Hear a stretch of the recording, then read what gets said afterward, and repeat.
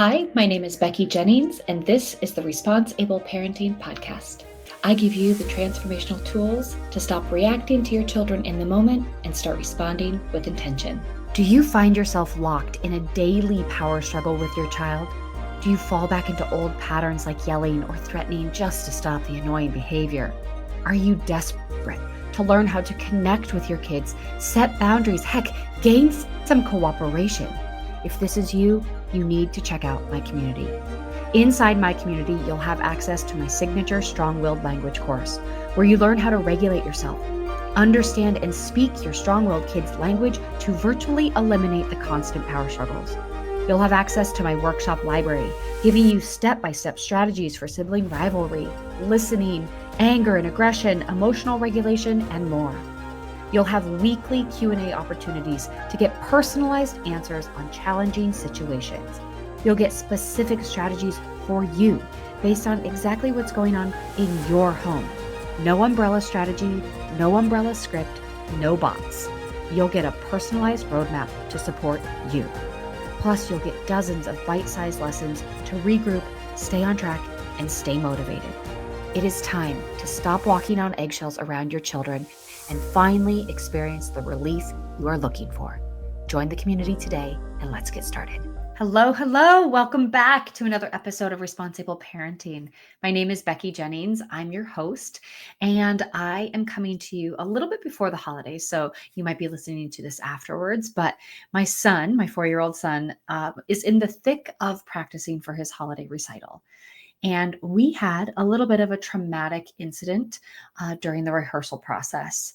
And I want to share some of the lessons that I have learned from this and just some of the beautiful things that my son just was able to show me.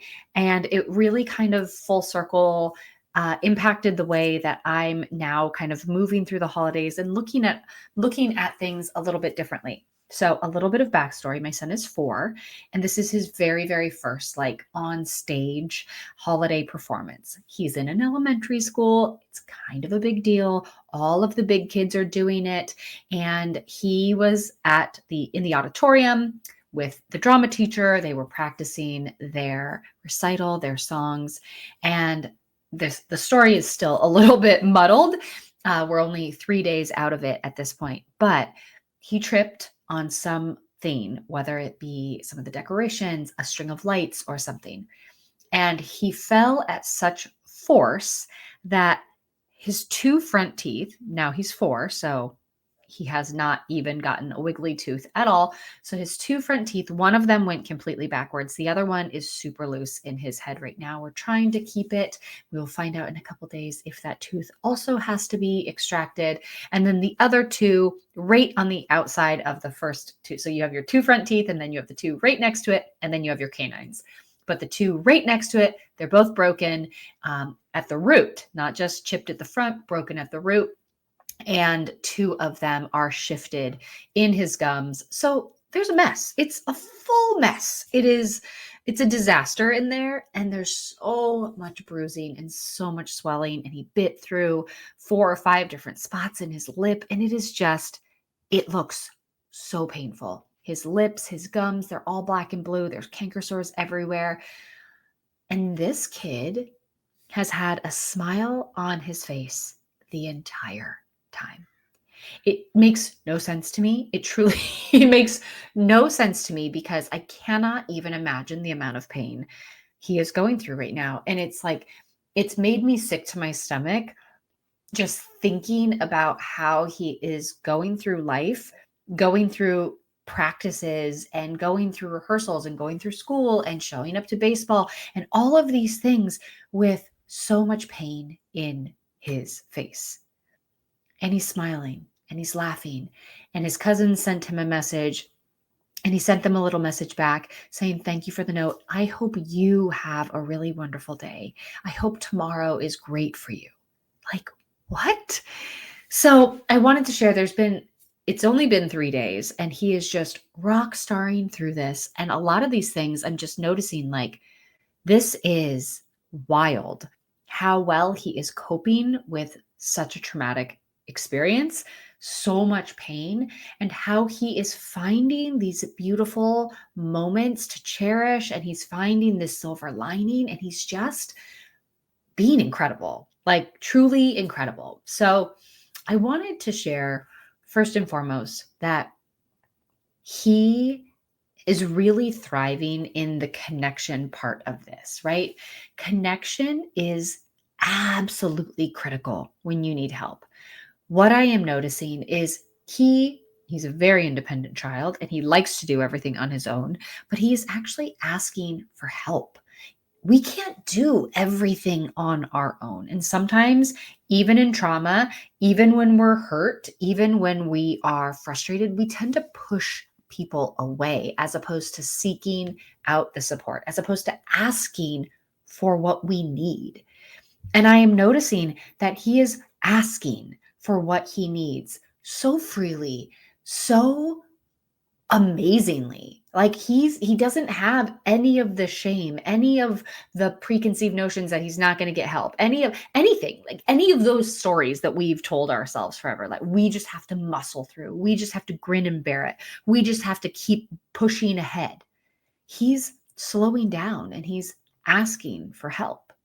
And it was a reminder to me that even in pain, even in frustration, even when we're been kicked down, and maybe we're resentful, maybe we're angry, maybe there is somebody to blame, but we can still ask for help. We can still reach a hand out, and there are still people there willing to connect with us and support us and be there for us. And connection is critical when we are in pain, when we have experienced a trauma, but connection is critical.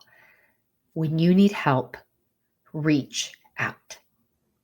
Don't muscle through. Don't think you can grin and bear it. Just ask for the support that you need. Another thing that I've noticed is sometimes the pain can be a lot. And sometimes the frustration about not being able to play as rough can be a lot. And we were at the baseball field and he wanted so badly to like be out there, be like jumping on the bleachers, to be doing all this stuff. And right now, while we're figuring out if the 3 other teeth are going to stay in his face or if they need to be pulled out as well, we have to be a little bit careful. We kind of have to bubble wrap him for the next little bit. And when he was really frustrated, he sat down and he goes, I'm going to meditate. I kid you not, this kid is unreal.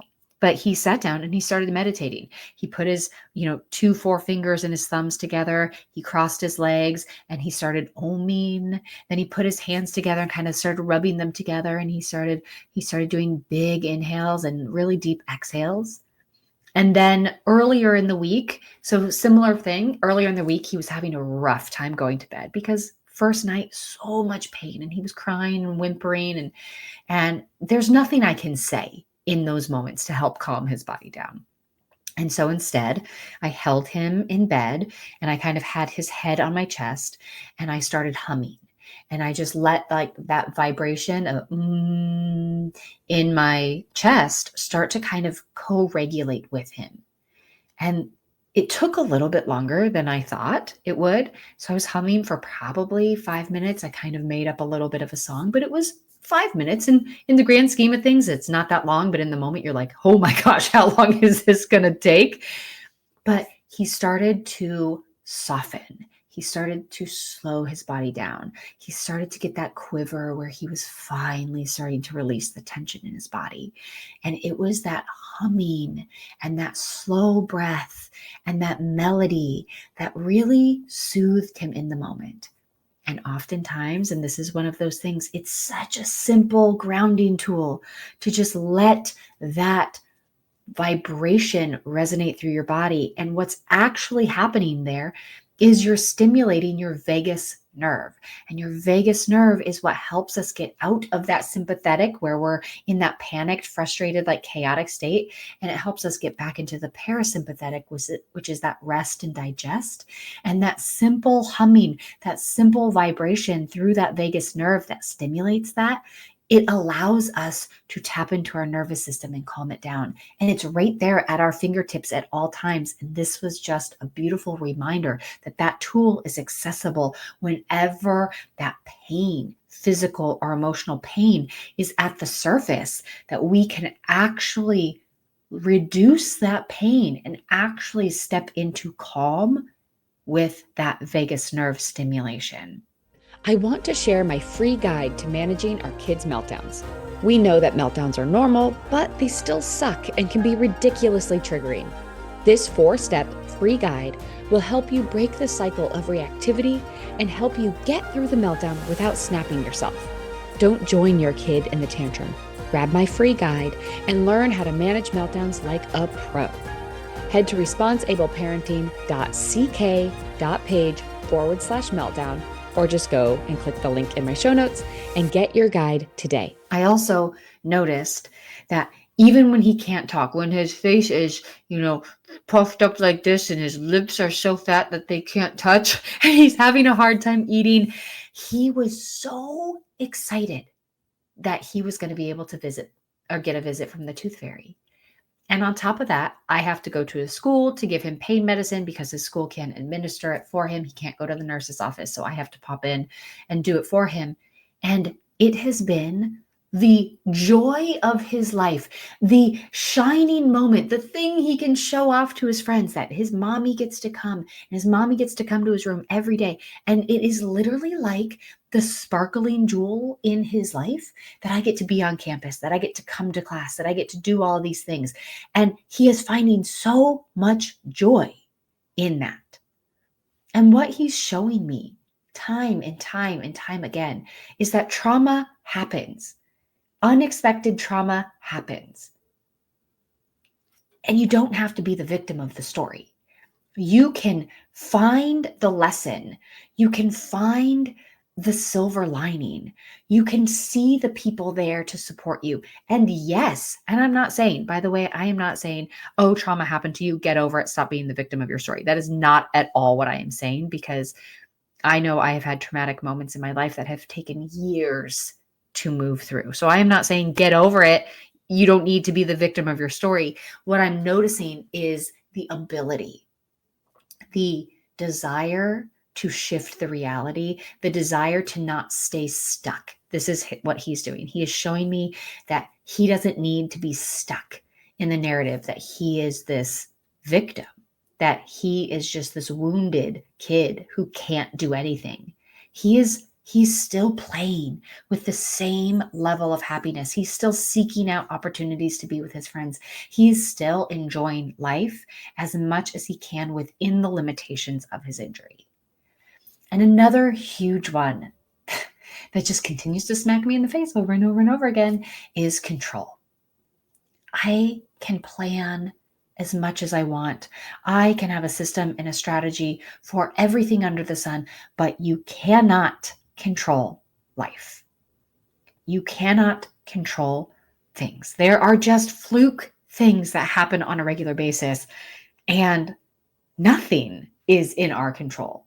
The only actual thing we can control is how we respond to what happens. And I am just noticing that his choice is to respond with openness, with connection, with love, with curiosity, with grounding tools, with finding the joy even in the sadness. And he is really teaching me these huge lessons. It's just a beautiful thing to watch. The innocence of this 4-year-old body going through something horrific, so painful. And yet he's approaching it with such generosity, with such grace, with such happiness. It's a beautiful thing to witness, and it's really teaching me stuff as I'm watching him. And it's allowing me to really focus on what I can control. I can control showing up. I can control the tone in which I help him in these frustrating moments where he's crying and I have to apply ointment. And I know it's painful, but I know I have to get it done. And instead of getting really frustrated with him, I can control how I slow myself down, how I take more time in these moments, how I honor the pain that he's in. All of these moments where we just want to fix it because we don't want our babies to be in pain. But sometimes no matter what we're trying to fix, they're going to be in pain. So we can control how we slow down. I can control when my thoughts are running away at night and I'm just getting more and more worked up. I can say to myself, he's asleep right now. He's not in pain right now. What am I doing right now that's benefiting him? Is me freaking out about how his speech might be delayed? Is me freaking out about the pain that he's in? Is me freaking out and losing sleep going to help him tomorrow? Slow down, ground down, feel into the moment, honor your feelings, but staying stuck in those is not going to benefit me or him. He's taught me so much about control in these last 3 days, about how truly the only thing, and we trick ourselves all the time thinking that we can control so much more, but we cannot. The only thing we can control is how we show up, how we react, how we respond, how we slow ourselves down. That's all we can do. I cannot control whether or not he is going to continue to run. I can't. He's a kid. He's going to run. I can't control the impulses and urges in his bodies. I can't shut him down. And so it is just this incredible exercise in recentering, refocusing, and controlling what I can control. Focusing on connection, allowing the simple grounding tools that exist for free in my body to soothe my body, to find those pockets of joy, even in the trauma, and to really just allow the moment to just be. We are so focused on doing, fixing, all of this stuff. We have lost sight on just being in the moment. And this whole experience, which I'm sure is going to last for years to come, is teaching me that nothing is sacred, truly. nothing, all my plans, all of these visions, they can be gone like that. And I know that very well because of what has happened with my other son, who is no longer with us. I know that, yet there is something hardwired in our bodies that want to keep controlling to protect ourselves. So these are some things that I have learned, and I'm trying to take them into this next round of parenting, into this next year, really focusing on these powerful lessons of just letting go of control, letting go of this fantastical vision, this story of this outcome that is so far ahead, but I actually don't have control over. It's just a hope, right? But I can't control it. So what can I control? What can I actually control? And that is me. That's me. And we might trick ourselves every now and then to thinking we have control over other things, but we don't. We absolutely do not. All we can control on this parenting journey is how we show up, how we calm down, how we support ourselves. It's tough out there, folks. I am right there with you. I am sending you a lot of love as we enter into this new year. And I just want to say thank you for being here. And I look forward to being able to support you throughout 2025 and beyond. Thank you so much. I'll see you next week. Thank you for listening to the Response Able Parenting Podcast. If you like what you heard, please take a moment to rate, review, and subscribe. If you know someone who would benefit from this podcast, I'd be honored if you'd share this episode with them. Until next time, know that you are enough, you are capable, you've made it through all of your hardest days, and we will keep growing on this parenting journey together.